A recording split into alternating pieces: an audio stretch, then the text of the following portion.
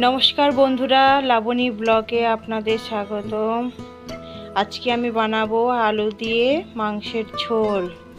দেশি মুরগি আলুটাকে ভালো করে কেটে ধুয়ে পরিষ্কার করে আলুটাকে ডুমো ডুমো করে নিয়েছি, দেখতেই পাচ্ছ। ভাজাও হয়ে গেছে। মাংসটা পরিষ্কার করে ধুয়ে নিয়েছি। রসুন বাটা, টমেটো কুচি, ধনেপাতা, পেঁয়াজ সব মশলাগুলো রেডি করে নিয়েছি। রসুন বাটা দিয়ে দিলাম তেলের মধ্যে। একে একে সব দিয়ে দেব। পেঁয়াজ কুচি,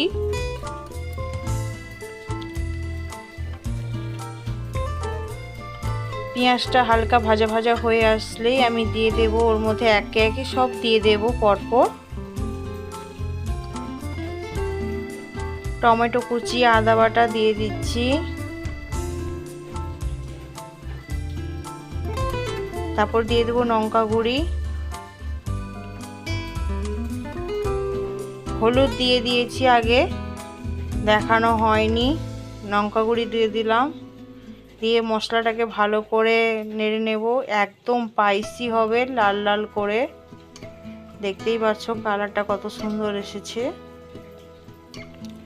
মাংসটা দিয়ে দিলাম, দিয়ে আমি ভালো করে কষাতে লাগবো।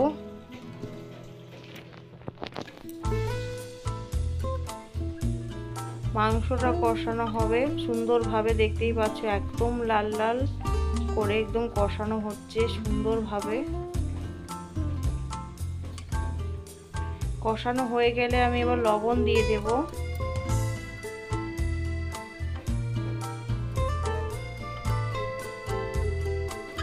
প্রায় কষানো হয়ে গেছে, দেখতেই পাচ্ছ একদম তেল বেরিয়ে এসছে। এবার এর মধ্যে দিয়ে দেবো সেই আলুগুলো, ভেজে রাখা আলুগুলো আমি এর মধ্যে দিয়ে দেব। দিয়ে আবার নাড়তে থাকবো সুন্দরভাবে। বৃষ্টির মধ্যে সত্যি এত ভালো লাগে মাংস, সত্যি খুব ভালো লাগে। ভালো করে দেখতেই পাচ্ছ একদম হয়ে গেছে কষানো, তাই আমি জল দিয়ে দিলাম। জলটা দিয়ে ভালো করে সেদ্ধ করে নেব মাংস আর আলুটাকে। সেদ্ধ করে নিলেই আমার একদম রেডি আলু দিয়ে মাংসের ঝোল। দেশি মুরগি একটু ঝোল ঝোল টাইপ থাকলে খুবই ভালো লাগে খেতে।